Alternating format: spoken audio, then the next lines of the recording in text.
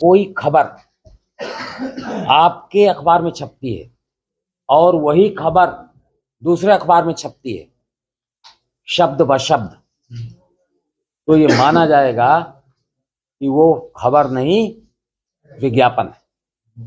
Right? तो आपकी खबर खबर होनी चाहिए, आपका विज्ञापन विज्ञापन होना चाहिए। ये आपको,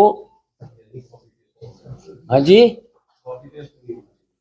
अब भाई इसका मतलब ये नहीं कि थोड़ा बहुत शब्द परिवर्तित करके उसका भाव हम लोग पकड़ लेते हैं भाई। हम अध्यापक हैं भाई, ये समझो ना। तो हम आपको बता रहे हैं कि भाई आप भी शुचिता पूर्वक बर्ताव करें, जैसे कि हमसे अपेक्षा की जाती है और पॉलिटिकल पार्टीज और पब्लिक से की जाती है। तो ये चुनाव केवल उन लोगों का नहीं है, ये आप लोगों का भी और हम लोगों का सबका है। तो उस नजरिए से बात कही जा रही है। ठीक है, अब देखिए वो बात जो मैं कर रहा था, आई है आगे। एक ही उम्मीदवार की सफलता का अनुमान लगाना, फला चल रहे हैं रेस में आगे, इस टाइप की जो खबरें आप प्रकाशित करते हैं वो मतदाताओं को दिग्भ्रमित करती हैं। और इसीलिए आप देखते होंगे इलेक्शन डिक्लेरेशन के साथ ये जो आपका ये जो पोल सर्वे होता है उस पर रोक लग जाती है और एग्जिट पोल पे भी रोक लग जाती है तब तक जब तक कि सारा निर्वाचन कंप्लीट नहीं हो जाता। इसके बाद पहले फेज वाइज आप एग्जिट पोल करते थे, अब नहीं है। अब जब सारे फेज खत्म हो जाते हैं और मतगणना केवल रह जाती है, तब किसी पर प्रभाव पड़ने वाला नहीं हो तो भविष्य उसका ईवीएम में कैद हो गया, तब आप अपना एग्जिट पोल दे सकते हैं। तो इन बातों का ख्याल रखना है आपको, जिम्मेदारी ज्यादा है।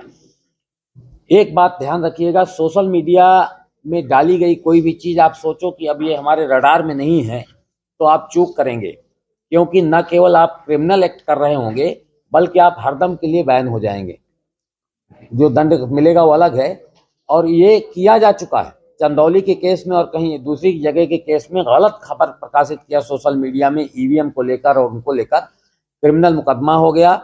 और मैं आपको बता दूं इसके लिए स्टेट नोडल ऑफिसर की तैनाती पुलिस के द्वारा की जा चुकी है, जो आपके कंटेंट को ब्लॉक करने के लिए, डिलीट करने के लिए संज्ञान लेकर जिस भी आपके प्लेटफॉर्म में ये है, यूट्यूब, व्हाट्सएप, जिस पे भी है, तो वो सोशल मीडिया का जो भी प्लेटफॉर्म है वहां से बैन तो होगी, आपका पर्पज डिफीट करेगा, उसका खंडन आएगा। लेकिन इतना काफी नहीं कि आपने एक शैतानी कर दी और निकल गए, उसको लेकर क्रिमिनल कार्रवाई भी हो जाएगी। तो ये नया एक बात है जो समझने की जरूरत है। दूसरे, हम और आप कई बार असावधानी पूर्वक जो सामग्री आती है उसको आगे परोस देते हैं। आपको आया, आपने उसको आगे भेज दिया। एक जिम्मेदार शहरी और नागरिक होने के नाते आप लोगों से भी अपील है और आपके बहुत सारे अनियंत्रित साथियों से भी मेरी अपील है कि वो बिना सोचे विचारे इसको आगे फैलाए ना, क्योंकि आपके हाथ में जो इंस्ट्रूमेंट है वो दोधारी तलवार है, उसका खामियाजा आपको भी भुगतना पड़ सकता है। ये धमकी भी है और सुझाव भी है। आप बचे रहें, इसलिए मैं सुझाव देता हूं। आप करोगे तो धमकी है, मैं छोड़ूंगा नहीं। आप पकड़ में आओगे तो कार्रवाई हो जाएगी। आपका मतलब जो आपके ऐसे लापरवाह साथी हैं, अगर आप उनमें से हैं तो अपने को भी उसमें शामिल कर लें, नहीं है तो कोई बात नहीं। एक और बात है,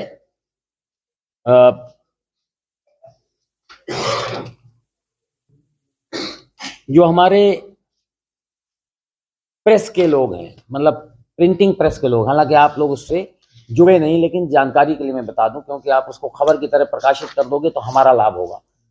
एक तो कोई भी प्रिंटिंग प्रेस का व्यक्ति बिना सूचना दिए हुए कोई प्रिंटिंग सामग्री प्रिंट नहीं कर सकता। तो उसको हर प्रति में लिखना होगा कितनी कॉपी पे है, क्या सामग्री, क्या कंटेंट है, और उसकी प्रायर सूचना हमको देनी पड़ेगी।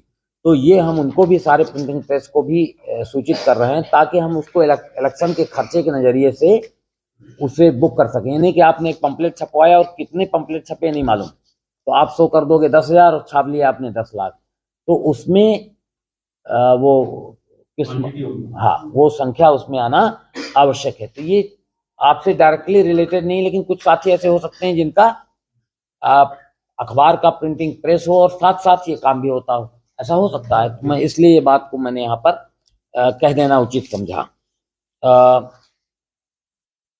कुछ और बात रहेगी क्या, एडीएम साहब? हमें लगता है हमने एक्सटेम्पोर सब बोल दिया। रुकिए, अपील कर दूं, वो तो मेरा काम है, मैं करूंगा ही। आप मैं भी आपसे उसी के लिए आने वाला हूं। ये तो आपको वो सूचनाएं थी जो आपके पास हैं भी, और मुझे देना मेरा कर्तव्य है। दूसरी बात मैं बता दूं आपको